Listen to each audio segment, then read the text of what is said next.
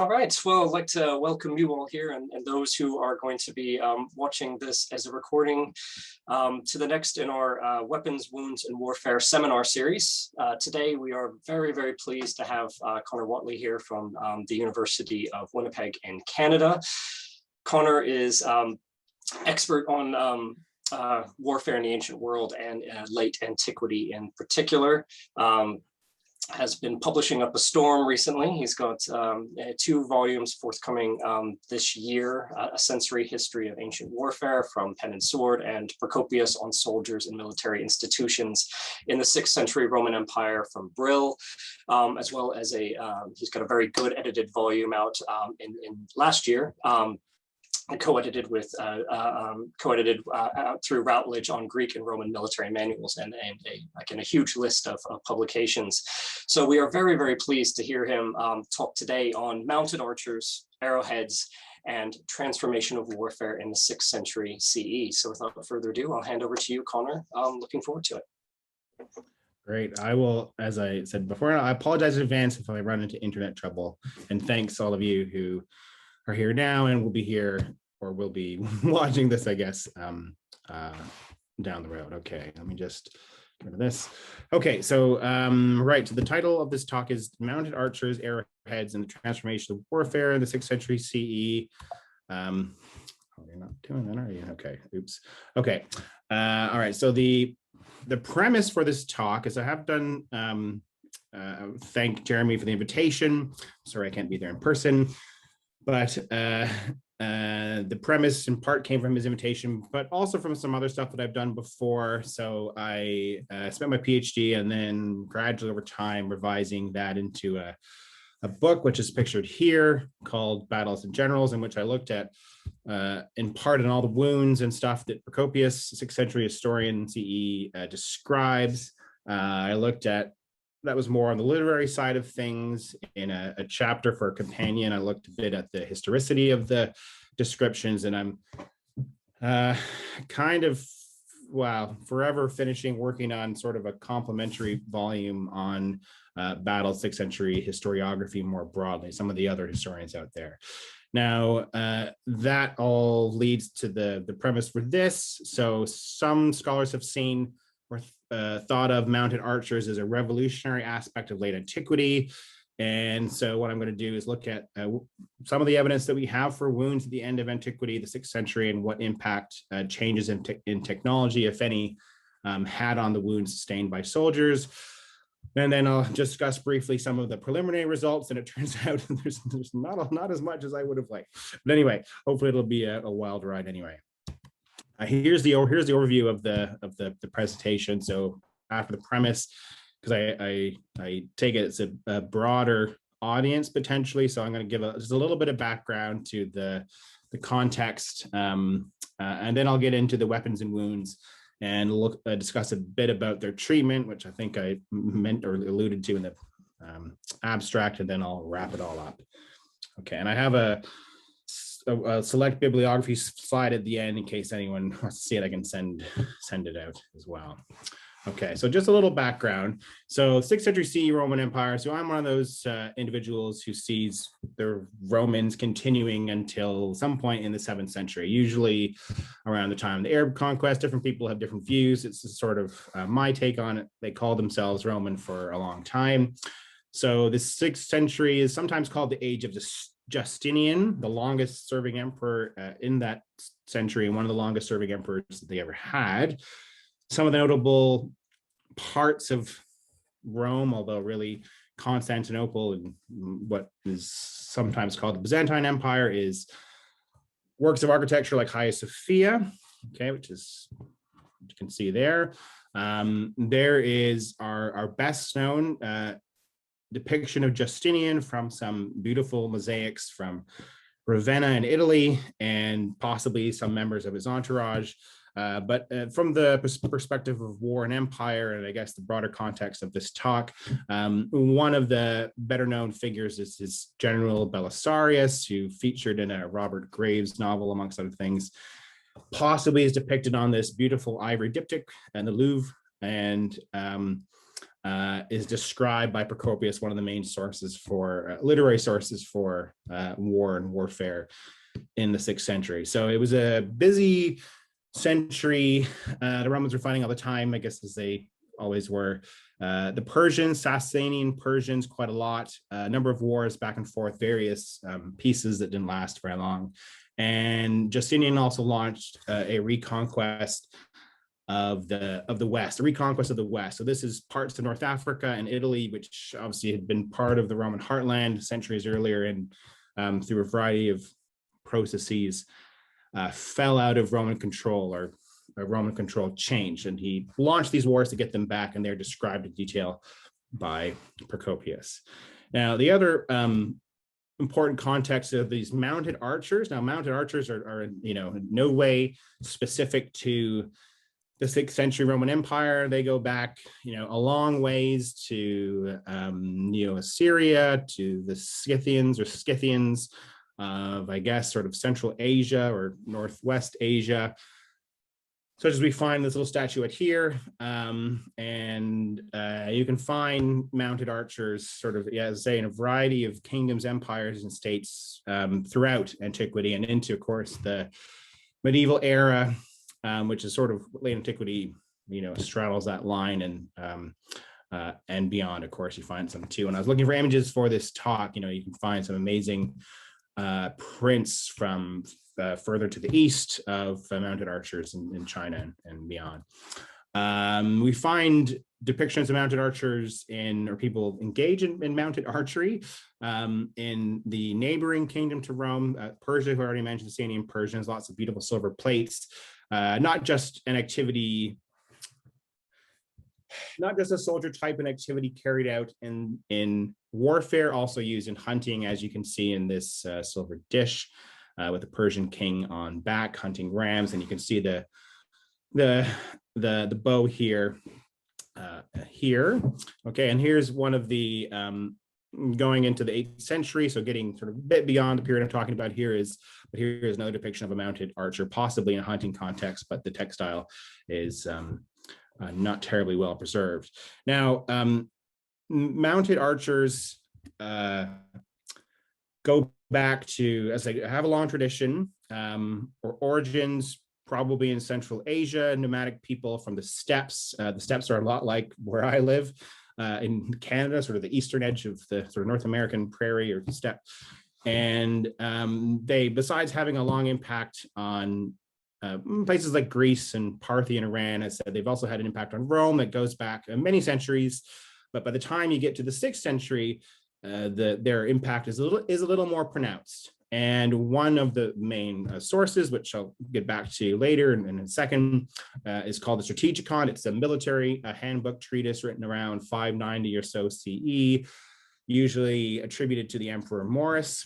And among other things, the author makes all these allusions to equipment and weapons and so on of the Avar type. And the Avars are not just historical steppe people who used mounted archers at this time, but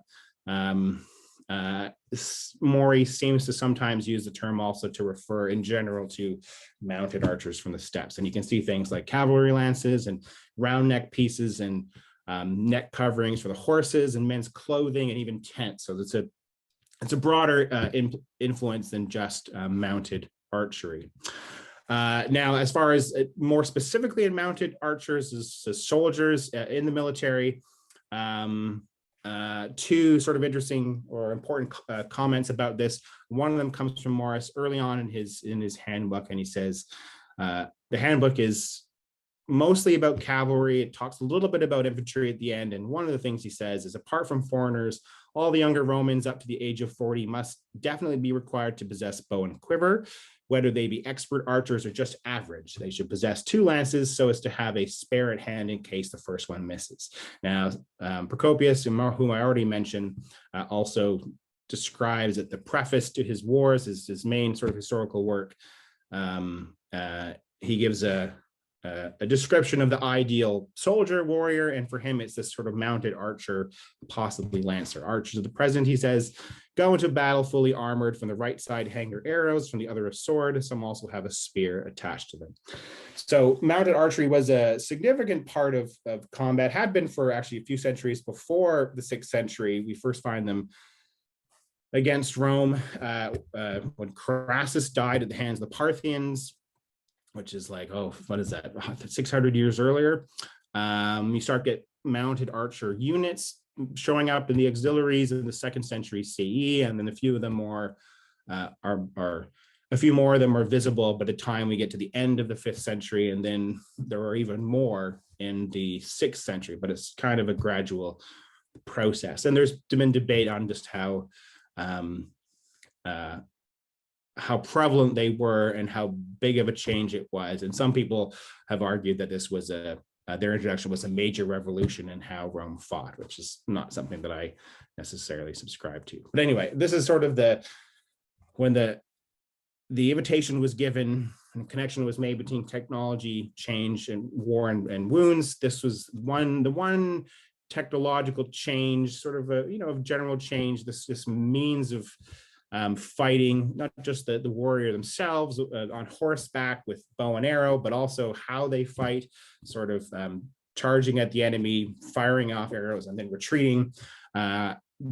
These parts of their tactics and attire have sometimes been called a revolutionary change. Okay, so that's the background. All right, now as far as the evidence that we have for this, and I've already mentioned some of it, so we have a number of literary sources. These are just some of the main ones, and most of these I will come back to. One I won't, although it's quite important. Pseudo-Joshua Stylites wrote a chronicle in Syriac, early 6th century. It's very detailed, describes a siege of Amida in southeast Turkey, I believe. Yeah, and but then we also have Procopius, who's perhaps the best known, and wrote also a couple other works, but the wars, again, describes these wars of Justinian. He was followed by Agathius, who wrote a history in the same sort of style, and then he was followed by someone else who we only have fragments of, and then along came Theophylax and Makata, who wrote a history as well, sort of universal history in the same style. So Procopius, Agathius, and Theophylact are 3 of our main literary sources. They all wrote histories of their age, although Procopius is sort of contemporary. Agathius is writing about events a few decades before his lifetime, and Theophylact maybe even a few decades as well before his lifetime. And they're all kind of writing the same kind of history that Herodotus and Thucydides wrote 1,000 years earlier. And then there's the aforementioned Marius' Strategicon, this military handbook, and there's this medical compendium of someone named Paul of Aegina, which I will come back to as well. And he writes in the 7th century. So 6th century, 6th century, late 6th century, 7th century, late 6th century, and 7th century. Okay, now we also have some physical evidence, not a lot, and I've brought in a lot of comparative material. So there are some remains of, combatants and otherwise from late antiquity and sort of earlier back in time and later as well. There is one site that's been reasonably well excavated and found some remains that were returned to is Thasos in Greece. There are some other remains connected to war and soldiers from Apulia in Italy. And then there's some, as I say, some comparative material where mounted archers and the like are used in, as close in time as the 18th century North America to, way back to the Scythians of the 5th century BCE and earlier. Okay, and here's just a couple of slides to show you some of the range of material. So sometimes, we have bodies buried, and they might be buried with items that are, related to cavalry and archery, and sometimes also they betray signs of their past lives in the form of wounds they might have received, and even attempts by contemporary, let's call them medical personnel, to improve their health. And this is an example of some brain surgery that we'll touch on a bit later. Then there are also some artistic, there's not a lot of artistic evidence. This is one of the best ones we have. It's a mosaic from the Imperial Palace in Constantinople. You can cue the song. And this photo comes courtesy of some others, but it shows a mounted archer that was distinctive again, or often said to be distinctive of the age. Okay. And here's another one showing another potentially distinctive part, the spear, the javelin as well, which we'll come back to.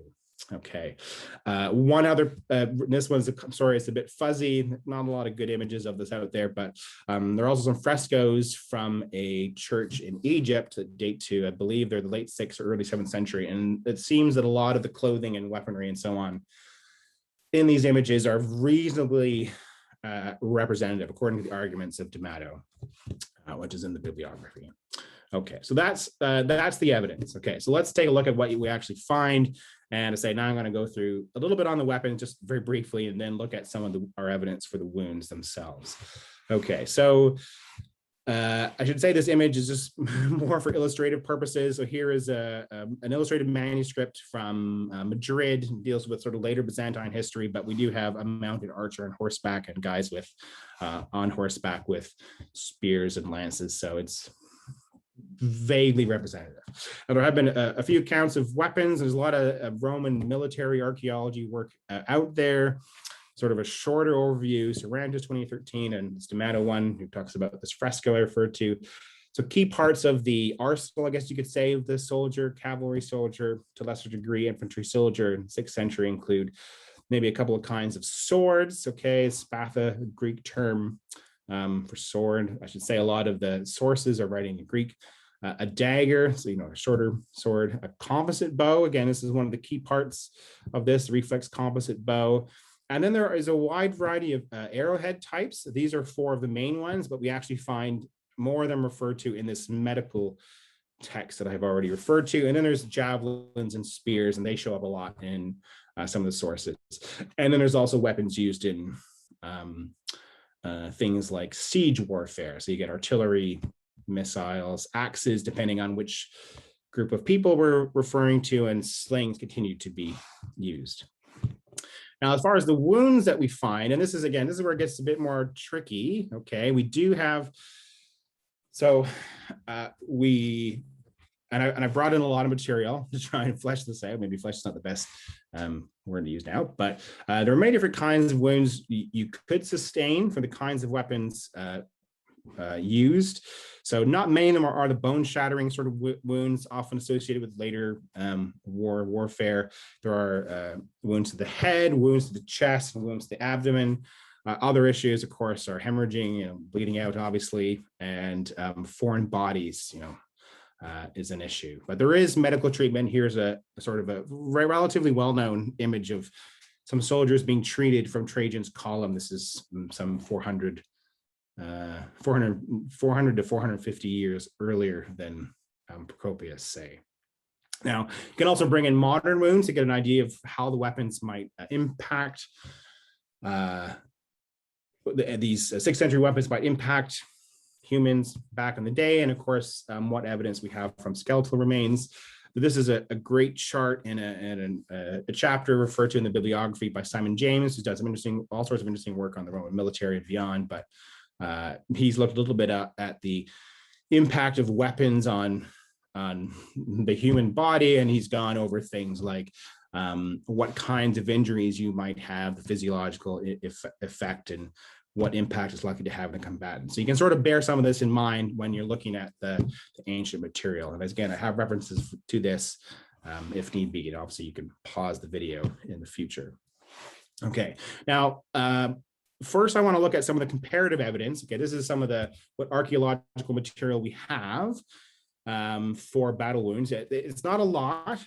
Okay, they're not nearly as many as we might like. We don't have all these battlefields where you find the fallen, unburied, and there are a variety of reasons for this. In one of the main reasons, it seems that at the end of the battle, one of the things you're supposed to do is bury the dead. This is true throughout antiquity, and often they were buried. They were cremated in sort of mass graves, and that often wouldn't leave behind much trace of the bones or material themselves, and some skeletons doesn't survive.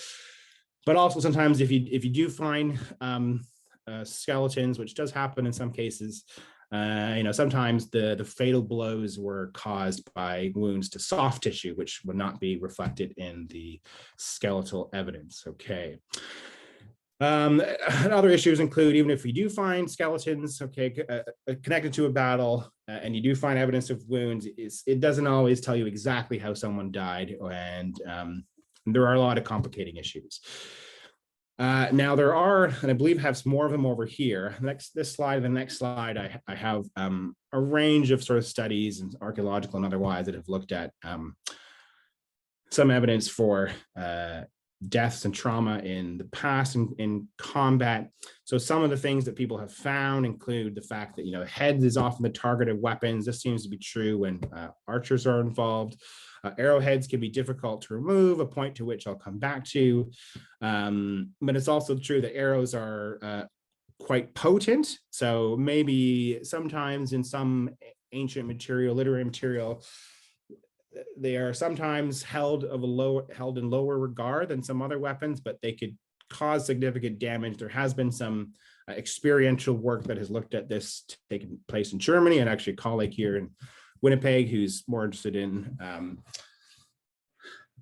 sort of indigenous Canadian and American warfare, especially here in Manitoba. But so arrow hits are not always lethal, and sometimes they can last for a while, but they also can do considerable damage, and arrows can move at significant speed. So they can cause a lot of trouble. Now, getting to the kind of bodies, the physical evidence that we have. So to give a range here, so archaeologists have found bodies from the steppes of Scythian warriors, some dating back as far as the 7th to 6th century BCE, one of the most interesting ones. They found the deceased person who had an arrow in their spinal cord, which probably should have been fatal, but wasn't. So they managed to survive beyond whenever they were struck in the back. One of the best uses of ancient skeletal evidence to look at ancient warfare is Maria Liston, this great article, and some other work that she's done, where she's looked at the physical remains of some of the bodies found at Chaeronea associated with a battle at sort of the end of the classical age in Greece. And it's revealed some interesting things about the course of battle, including the use of cavalry on infantry. We find in Apulia, which I mentioned before in Italy, now jumping ahead to the 6th century, again, there's not a lot of 6th century material, but we find some individuals who had arrows, who had received arrow blows, I guess, to the, not really blows, but anyway, they've been shot by arrows in the legs and the head, as well as other wounds. And then you can go look into some later medieval battles and find other similar things. Okay. Now the literary evidence, as I said, I mentioned Pseudo Joshua Stylite. He doesn't have a lot to say, very detailed, but little specifically about the wounds caused by weapons. Procopius does have a lot to say about wounds, although a couple of things we need to bear in mind is he gives some of them a sort of a Homeric character, as in Homer of the Iliad.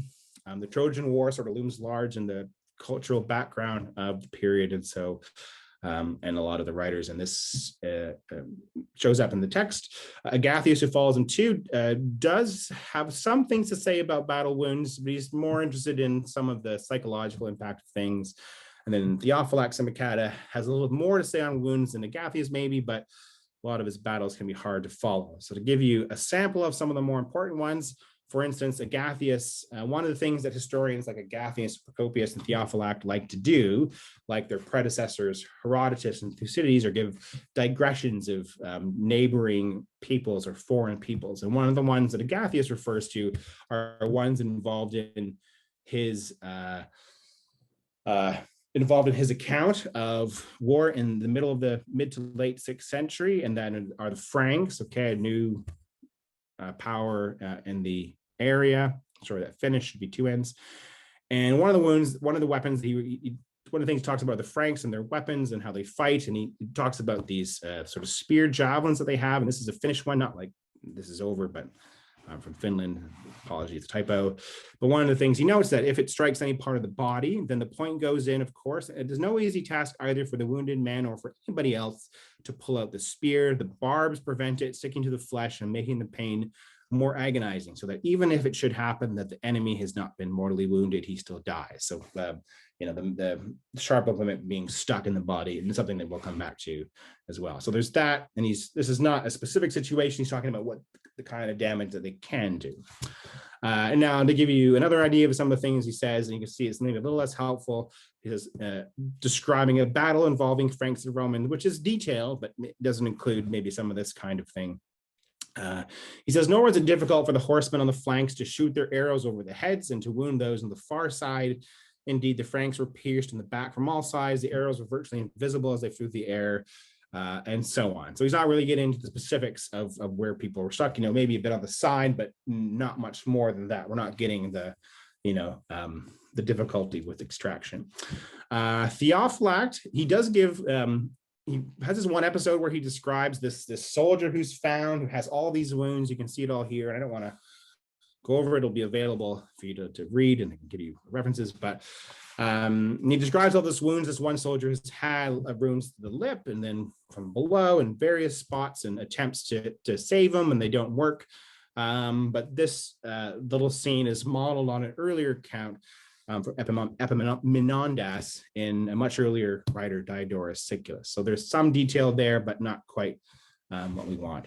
And then there's Procopius, whom I mentioned, has a lot of stuff to say about wounds. Some of them not just involving soldier on soldier. There's also some detailed descriptions of artillery and so on from the walls hitting Gothic soldiers, for instance, pinning them against trees. And he often is kind of specific about this sort of thing. But there are ones involving archery. So John drew his bow, and as Stotsas was advancing, made a successful shot and struck him in the right groin. Stotsas, mortally wounded, fell there, not yet dead, but destined to survive this wound only a little.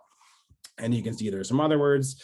He thrust it into the tyrant's left side, and this time it's a dagger, and then someone hit in the neck, and so on. So there's a few wounds, and more specific about where someone is struck. So Gathius has, some detail, but it's about what they can do. Theophylact's detailed one is modeled on an earlier account of an earlier soldier, and Procopius is more specific, and these are in some ways more like legitimate injuries. And there are others, again, I won't go through them, but you can get a sense of them here. Some of the best ones come in and around his description of the Siege of Rome, which is his longest, most detailed episode, and for all sorts of reasons. But he really gets into detail about the wounds and so on sustained by the participants, some of the participants. I'll come back to some of them here, but you can see above the right armpit, close to the shoulder, where he was unprotected. And then even there's a guy who has an unfortunate head injury, which I'll return to. But taken all together, so the comparative evidence, and I just gave you a little overview of it, a taste of the literary evidence. What we do see is that if you go to literary evidence and again, the physical evidence, there is a wide variety of wounds possible based on the weapons used. And I should say, with the comparative examples, I focused on studies where the weapons were comparable, and yes, there was as much similarity as I could find. And they were used again because of the lack of specific 6th century stuff. There are a variety of wounds that people suffer, not surprisingly, again, as the modern stuff shows, and there's all sorts of things you might be, all sorts of ways you might be impacted by weapons. And there is some overlap between the archaeological evidence and literary evidence, which is great.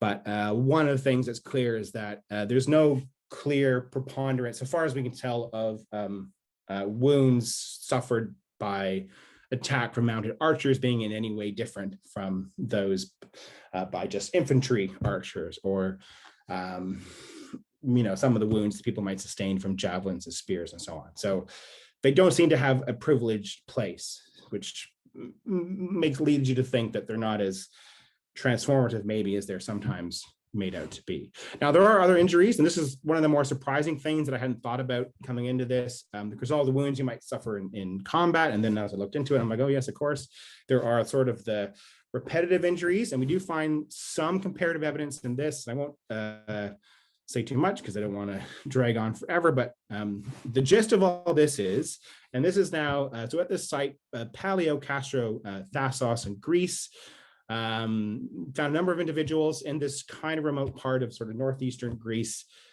And dating to the 6th century, possibly or probably the second half of the 6th century, and all sorts of interesting things are clear looking at their remains and how they're buried. And they seem to have, for instance, the dead males, they're men and women there, I should note. There seems to have been involved in a lot of repetitive physical work with their arms, which the author of the study has connected specifically with soldiering. So use of bow and arrow, spears, javelins, and swords. This is what, upon consultation with Dr. Chris Whately, Dad, he helped me with understanding some of the orthopedic language that I was struggling with, something called Wolff's Law. Basically, bones will get remodeled based on how they're used. There was an individual who suffered something called a Colles fracture. So like if you fall whichever way and you put your hand out, you can cause significant injury. And there's evidence that someone had suffered this, put their hand out somehow, and then it had healed. And then there were those who have fractures to the tibia, and some of them seem to be consistent with falls from a great height, which apparently all seems vaguely legit, even if it's not 100% certain that they are soldiers. So riding horses, using weapons can cause sort of changes to your body, but also you can get the kind of injuries that come with accidents that are connected to this. Now, the couple other things they'll just say that are related. So I also looked at some other comparative material. So I looked for things for mounted archers in a bit later in the medieval era. And one of the interesting things is there could be a connection with horse riding and how your acetibulum changes, sort of the socket where your sort of a leg attaches to your hip. The so-called ovalization, okay, might point to individuals who are more likely to have ridden horses a lot in their lifetime. So, I mean, that's you ride a lot of horses, you're shooting arrows, maybe your upper body will adjust accordingly, and perhaps your hips might a little bit, but that seems a little more, my understanding is that's a little more, well, there's much more work to be done on that. And then one final note, as far as like comparative evidence from the modern era, archers and in competitive sports, just the kind of injuries that people might get, muscle pain from the shoulders, necks, and back, which obviously we can't see in the evidence. But anyway, okay. So this is our other injuries. Okay, so what about treatments? How does this impact the individual soldier, which again was part of my beginning. So we have 6th century Roman Empire, some mounted archers being used. They've been around for a while. We have some evidence for wounds. Some of them are caused by mounted archers, some aren't. There's a variety of them. And but how are they treated? And it does seem that there was a reasonable amount of treatment, that even if the medical care in the 6th century wasn't maybe quite as good as it had been just a few centuries earlier in the Roman Empire, it was still better, at least according to one scholar, Philip Prance, better than most other pre-modern militaries. Now, there are a number of things that were possible in and around combat in terms of treating the wounded. So again, there's not a lot of bone shattering wounds. It does seem there were attempts made to clean wounds with warm water, some connection between dirt and infection to some degree. There were attempts to extract missiles, which I'll sort of come back to. But some seem to have been removed on the spot. Obviously, an issue was excessive bleeding, and they used things, drugs, and so on to try and stem the bleeding as much as possible. And there was some surgery, which I'll touch on a bit as well. For instance, the image, I'll go back just for a second. This image that I showed you here betrays this hole. You can't see my finger, but anyway, this hole here betrays some evidence of brain surgery to repair possibly a wound that this person had suffered earlier in their life, although the results maybe didn't go as well as they would have liked. Now, we know that there were medical personnel, just sort of flesh things out and bring this to an end. So Maurice, the Strategicon, does have a specific section on medical personnel. He says their duty is to follow about 100 feet to the rear of their own tagma, which is just a name for kind of division, to pick up and give aid to anyone seriously wounded, in the battle, or who has fallen off his horse, or is otherwise out of action. But again, think of those colus fractures and so on. So that they may not be trampled by the second line or die if you neglected the wounds. So there's a real understanding that, wounds, if not treated, could lead to trouble, but also thing connected to cavalry. And then also at the end, after the battle, the general should give prompt attention to the wounded and see to the burying of the dead. Anyway. Now, Theophylact, who I already mentioned, does talk about the extraction of weapons. So this is the sort of final sort of closing thing of all this. He has a few cases where he refers to this. He notes that the general requested that medical expertise should present itself and to him apply dressings to the wounds on his calves, for he was in great pain. And then another instance we have. Next, they drew out and extracted the other missiles and planted it in his body, but the one in his side they weren't able to withdraw. And then another one just refers to the wound sort of on the body. So some recognition that weapons should be extracted, possibly as soon as possible. But perhaps the best evidence for this is this Paul of Aegina. Okay, and there's some sort of frightening looking surgical instruments from the slightly earlier in Roman history. But Paul of Aegina, the last literary source to sort of bring this all to a close. So he wrote this medical compendium, sort of 9 volumes. There's only one other treatise that I am aware of that talks about arrow extraction. It's from the transition from republic to empire in the Roman history. A wide variety of arrowheads, as I mentioned, and more than we know of in the archaeological record. He goes through a variety of means of extracting them, but the basic things are either pulled out, cut out, or removed from an opening cut on the other side. And there's a literary example of this that I'll get to. And he mentions 9 different tools used for this. And my dog now wants to come in, but he won't come in. It seems his work was hasn't been as much work on his volume as maybe there could be. A lot more on its transmission in the medieval world, but it seems like it's pretty legit. And I'll just point out, because probably I think I'm getting close to my cutoff time, 35-40 minutes. But yeah, most people think that his work is, or at least these aspects of his work, especially Christine Salazar, who's written a lot of great stuff on wounds in antiquity, thinks that this stuff is sort of pretty bang on and supported in a lot of other evidence as well. So attempts to extract weapons. He has this section. So I said there were 3 main ways of extracting arrowheads, and possibly also, though, again, like the spears or javelins, pulling them out. Okay, just, you see in movies, they just pull it out, trying to cut out the flesh and pull it out, or cutting and opening it at the side and then pulling it through. So the literary evidence for this third one, and these ones maybe kind of alludes to pulling it out, comes from Procopius, who gives this one of the most detailed descriptions of wounds that he had is also followed up with a detailed description of the treatment. And I've highlighted the part where this counter thing is done, and it's quite interesting. He says, but afterward, one of the physicians, Theodosius by name, pressed on the back of his neck and asked whether he felt much pain. When the man said that he did feel pain, he said, then you yourself will be saved and your sight will not be impaired.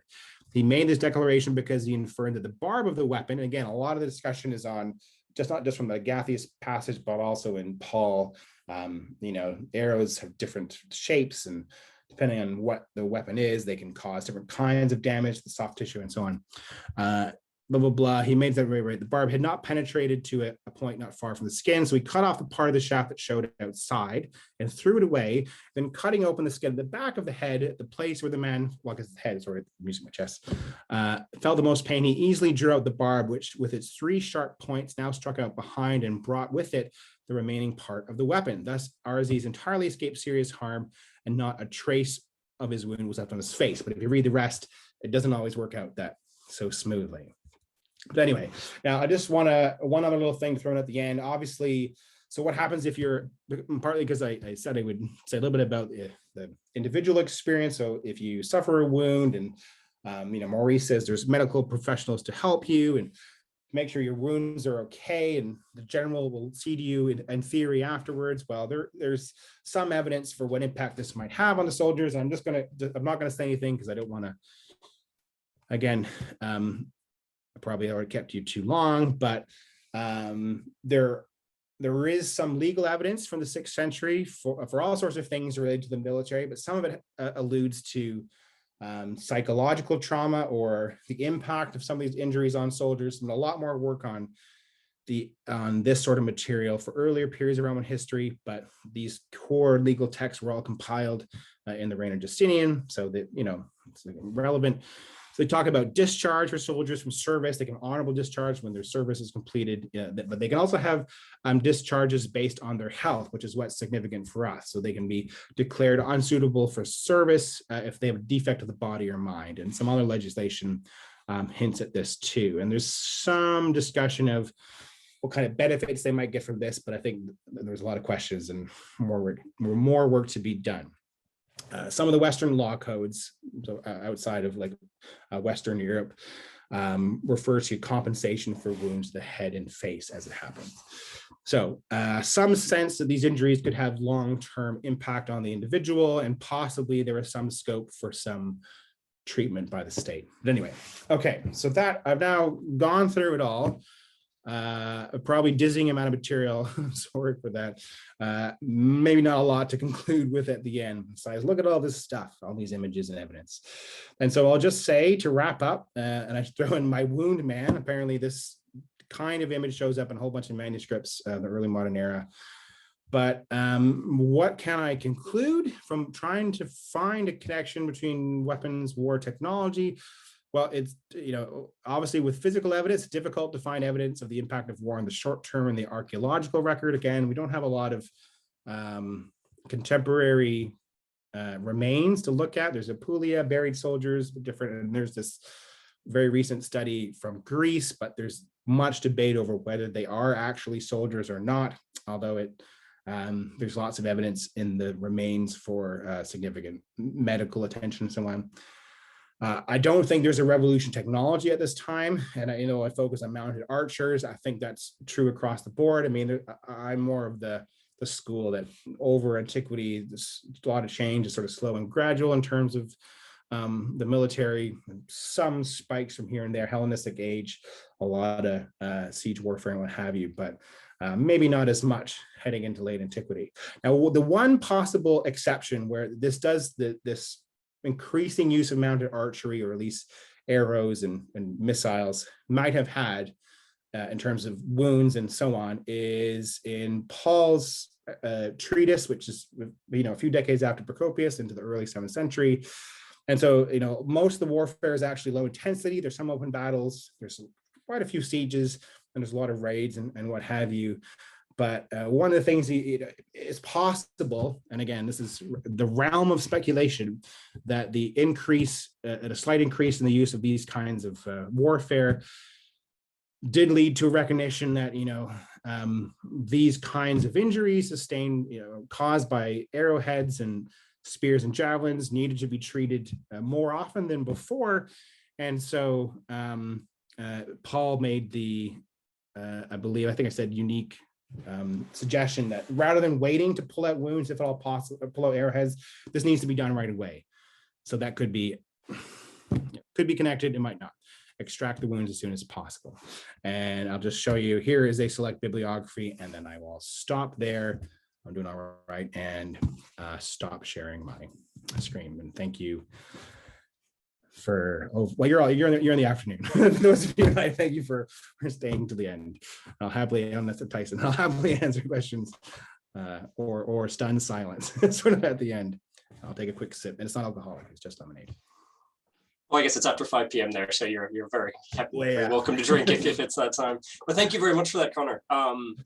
A lot to kind of pick through. I'll open the floor for questions if anyone has one. If you do, you can just pop your hand up, use the little hand reaction if you do. But while we're waiting for see if anyone has one there, I actually had a couple. Or actually, well, I won't use my chair's prerogative. I'll jump straight to Lisa and save mine for later. Well, if Lisa can we? Right, do I unmute it now? Yep, it wouldn't let me unmute there for a moment. Okay, cool. Thank you so much, Conor. That was really interesting. I've actually got a couple of questions, so I'll ask one, and then if there's time, maybe I could ask the other one later on. I don't want to too much time. My first question was about that brief mention that you had in the passage from Theophylact, I think it was, about the soldier who had the 2 arrows making a cross. Oh, which was yes, okay. based on a passage from Diodorus Siculus, if I'm remembering correctly. And it made me think about, are people kind of interpreting wounds in a religious context in this period? And are they making any comparisons to the wound of Christ or the wounds of soldiers? I'm thinking immediately of Sebastian, if I'm thinking about arrows, of, of martyrs and things like that. So I'm just wondering if there is anything like that, or if that's really an unusual example. That's a great question. I hadn't thought about that at all. So you can see, I was so interested in, is this like, what kind of physical wound is this? I didn't look at it beyond this. That's something I'd say I'll have to look into. I didn't get a chance to look at beyond these sort of archaeological reports and the sort of the more vaguely secular, but I should say, at least from that point of view, Theophylact being a Christian man, Christian career and whatever, it very well could be. And he hasn't received maybe as much attention, and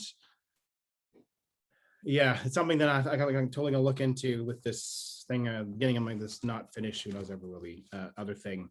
But for him, I could think it totally could be. If it was Procopius, I'm like, well, maybe he's definitely clever enough to do it. But Theophylact, God has a much bigger hand in the course of events and his explanations and course of affairs and so on. So I think it could be, but I don't think it has. Yeah, I'm pretty sure it hasn't attracted any attention. And one of the things, because he's sort of usually after, as late as some earlier scholars go, and there's not a lot on some of the medical stuff, and at least related to this in the 6th and 7th century, that he gets missed. It's not at all in so one of the persons I mentioned, Christine Salazar, wrote this great book on whatever his weapons or wounds in Greco-Roman antiquity. She covers so much stuff, but doesn't go beyond Procopius. So Theophylact is there, I think, and but that's definitely something I'm gonna. I had nearly forgotten about the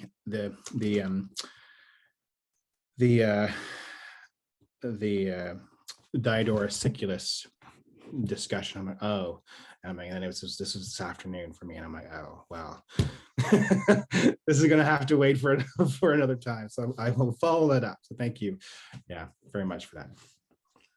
All right, Marcia, do you want to?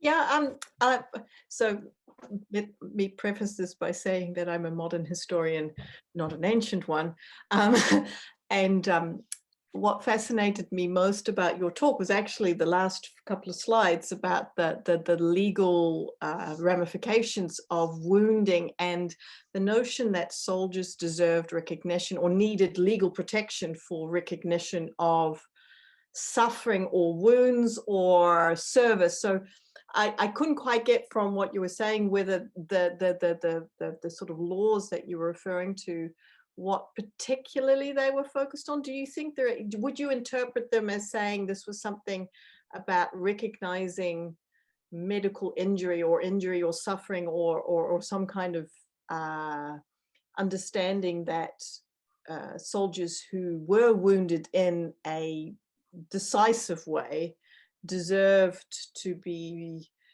honored still? I kind of got a sense that uninjured soldiers were more honorable than injured ones, almost from the text. But any comment you could give on contextualizing that a little would be greatly appreciated. Thank you. Thank you. That's a great question too. That's another one I'm going to blame on putting it in at the end when I reread my abstract. I'm like, oh, I didn't say this at all. So yeah, I have looked into actually I have looked at the law codes. So one of the things coming out this year, Procopius stuff, I've looked at the laws more for the impact on soldiers in other ways. So that this is only directly related to what you asked, but there's a whole bunch of laws where that they change what widows are when they're allowed to officially be divorced from their husbands who they have not seen in however many, versus like, oh, only a year or two, and then it's like, oh, 5 years, you got to wait 5 years, then you have to wait like 12 years. You need like kind of proof that just doesn't exist. And then you can remarry. So there's, and I I took some, I mean, there's all sorts of marriage, other things going on as well, but some of that I wondered was connected to some concern for the well-being of the soldiers if, you know, they're captured and they do return eventually, and, you know, they still have some rights. But so so one of the is, again, another I'll call it another issue, is there hasn't maybe been a lot of work on the law and a work on some of the rights and privileges for soldiers in earlier periods of Roman history. Not a lot for the 6th century, even though most of these laws were compiled, they're not, if not created. They're different kinds of laws, like from earlier, like the ones from the digest are from a few centuries earlier, and they're sort of I don't know, expositions from earlier legal specialists to these ones in the code, which I mentioned, which are more, many of them are more contemporary, but they're not. And it doesn't, that specific stuff on on if they're given medical discharge. Unfortunately, that's all, that's it. That's the sum total of what it says is in that legislation there. There's nothing else about that I know of that says anything about how that is applied. So it's just okay. And it seems to put slightly more, I think, in another part, something which wasn't in the slides that I saw, slightly more concern with those who have to leave due to sickness, without doesn't explain what that is. So I think there is some concern, and I haven't looked at the Western law code, sort of from the Western barbarians, so-called Western barbarian kingdoms, to see what they have to say, but it sounds like they might have more material there. So yeah, and that's one of the things. The one thing we're going to be doing the next 5 years is look at soldiers and civilians in over a 500-year span in sort of what is today Jordan, and I'm going to looking at some rights and privileges and looking more broadly, but I haven't got there yet. But I don't think there hasn't been as much, and yeah, I feel like that's the best I can say. But that's actually quite interesting, your suggestion that the authors seem to be applying one thing and the law may be revealing something else, but often, you know, the law, yeah, anyway, I don't want to feel like I'm just blabbering now, and I'm probably getting tired too. So but yeah, thank you, that's great. I'm gonna look into that. Well, if we're waiting for any more, I've got two. I've got one kind of, I think, easy one and one slightly bigger one. So I'll just ask them both real quick. The first easy one was, do we have any evidence? I mean, the arrows would create a kind of different wound in some ways, where it much greater risk for infection, presumably. And apart from that kind of reference you talked about the end in terms of treatment, where it's talking about treating it quickly, is there any other evidence for kind of an increased worry about infection being caused by these wounds, as opposed to kind of the much cleaner slashing wound which you would get from a sword or even a spear or something like that, where it would be much easier to treat in a lot of ways than an arrow, particularly a barbed arrow, which would go in, perhaps taking a bit of the surrounding material with it. I'm thinking here is the massive difference with when you move into the age of gunpowder and musket balls and things like that, with a huge risk of infection. That's what a lot of people die from, versus a very relatively clean. So I had that question. I had another one, which maybe we'll get to later, kind of about the cultural connotations of the bow as being a weapon of the other, and particularly in a Mediterranean context, where it's associated with people who are not of that culture, Scythians, people who are being very consciously othered with a capital O. And again, and how that seems to disappear by this time period, because you have people like Romans are required to have bows, versus what you have in antiquity, where if you have somebody with a bow, he is seen as immediately dishonorable and duplicitous, and he's a Scythian, he's not one of us, versus kind of, that seems to have disappeared here. That's a much bigger question, but those are my two, if you could take a stab at one or the other. I do like a meager stab, feeble stab. The first one, I think, I don't think there is any evidence. I don't think not any awareness of this that I could find. And I mean, I haven't read anything else in Paul's long compendium. And actually, the other person with the question, I'd emailed him about, can you tell me anything, Tyson, about Paul of Aegina? So there hasn't been a, yeah, so I don't think there is. This is all I could find. And he does have a lot of detail about, the different kinds of, as I was saying, the different kinds of wounds. Now, there is another section which I haven't looked at where he, I think I didn't mention it, but he talks about some of the drugs and stuff that could be used, and there's maybe some hint of this, but I haven't looked at it. And beyond that, I'm thinking none of the literary ones, the stories that I looked at, none of them expressed any, need, like we have to move quicker because of these kinds of, it was more, well, they were able to save this guy, this unusual thing, cut it out and whatever.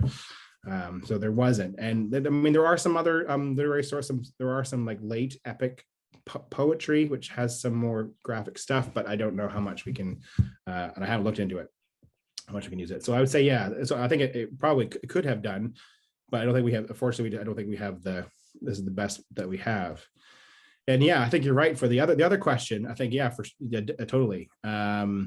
There's not a lot of, by the time Maurice is writing, and he's about as late as you're going to go for many people in antiquity, late antiquity, end of the 6th century, like there's no, I mean, so there's 12 books and 11 of them are about cavalry.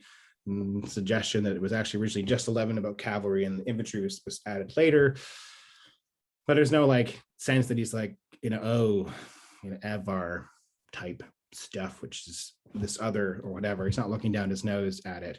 And like you said in that sort of quote early on, like, oh, these are all Romans who are, mounted should learn these very step-like things. And there's no, now, so one of the other example was Procopius at the beginning. So he has this like Herodotus and Thucydides, other, classical historians, and they have these prefaces where I am blah, blah, blah, blah, blah, and I'm going to write this, and here's my qualifications, and here's a background. But he has this sort of, well, amongst the few of us who've written this sort of well-known comparison where he compares the contemporary archers, mounted archers, and whatever they are, to Homeric ones, which is interpreted in lots of ways. But he's sort of, in some ways, that's kind of, it sort of agrees what you're saying, because he's like, well, now they're like, these are totally legit soldiers, they're better armored, they're not archers hiding behind other guys like in Homer, like they're out there doing things. So yeah, there's no, so that, yeah, much more favorable. Now I should throw in like asterisk, footnote. So I will say that said, so some of the mounted soldiers that we see in Procopius, sometimes he refers to their geographical origins, and it's a bit vague about, the way that he does so. And some of those are people, Huns or whatever, who fall in the sort of this, massive group of steppe peoples. And sometimes he's more derisive about some of them, but other times he's not. So yeah, so I say more positive overall, less othering of, there's othering of other people for other things, but not necessarily in this context. Some people have read this comparison between Homeric and contemporary archers differently, is that it is actually a criticism of them, maybe tied towards Justinianic policy, but I'm not sure that I don't know if I buy it quite in the same way. So that would be my Fair enough. Thank you. Tyson. Okay. Perfect. Thanks so much, Conor. That was fantastic. I don't know. This is a question about perhaps like veterinary medicine. If you come across anything in regards to an increased rate of injury to horses specifically. I think of Pelagonius, who in the 4th century came out with his, I think it's the earliest surviving veterinary medicine manual, and if that's somehow in relationship to perhaps archery and horseback. he concentrates specifically on horses in most of it. So I'll admit that I haven't delved too deeply into it, but I was wondering if any skeletal remains of injuries to horses, any specific treatment that maybe suggests a different form of treatment because of this new type of military process. Yeah, no, thanks. Thank you for that. Thank you also for your earlier email help. So I haven't looked at it. So I know that there is the only thing I haven't read, and it's always like, oh, I'll look at this, and then I don't, and then time goes by. I'm like, oh, I should look at this, and then I don't. And so Vigedius, whatever you pronounce it, Epitome. He also wrote, well, presumably it's the same guy. He also wrote this veterinary medicine manual. And I know, I mean, I've read some people who referred to parts of it where it refers to some sort of steppe warrior types. So I don't know what kind of work it is. And I've only looked a little bit at, some of the horse stuff. The horse stuff sounds very vague. So I know there was, I mean, I think you were there. So so University of Winnipeg, we have Tyson, you'll know, the rest we don't know, we have the lecture series, and this is all on Zoom, the last, whatever, feels like forever. But, we had there was one about horses, and I have the book down beside me somewhere. Yes, Carolyn Wilkes. I haven't looked at it in detail, but I know she talks a bit about war horses and so on. And she might answer it, something that I had planned to sort of look into, but I haven't. I think so there's Vigedius, but I don't know. I have to see, so I don't know if he does. That would be great, to have that kind of material. And I guess maybe this is a product of how the archaeology is carried out. And I'm not an archaeologist. I mean, look at things, but I'm not. These things that I have looked at, they're all focused on human skeletal remains. They never get into the zoo archaeology, which actually now makes me think. A colleague, I can ask Michael McKinnon about that, but they don't seem to. The one exception. So the one I only touched on, and this was like a comparative. This is 10th century Hungarian mounted archers, where they're trying to find a connection between riding on horses for most of their lives had a slight impact on their pelvis or whatever, and how it slight change in this. And they picked these people in part because they were buried, with horses were buried in the vicinity, and they had archer weapons and so on with them. But it doesn't go beyond that in terms of referring to the state of the horses or anything. And even just thinking of some other stuff I've looked at, not necessarily about for this, but for other things that I've looked at, skeletal remains I've looked at for some other things the last year or two, and even for a course I did, a Roman barbarians, and reading some background to that. And it's all focused on the humans. And so that seems like one of those unfortunate interdisciplinary divides that maybe, probably would help. I don't know if as far as I know, we don't have any of these battles. We don't have any of in the text. None of them survive in the physical record so far. So, yeah. I'm not sorry. I suddenly took a downturn. This is the 1008 getting to me more than, I guess 1108, I guess where you are. So anyway. Well, if there's no more, I don't see any other hands popping up. So given that it is 10:08 for you, I think we will let you off the hook, so you can get to bed. But thank you so much, Conor, for an excellent talk, and for staying up so late and answering all the questions as well.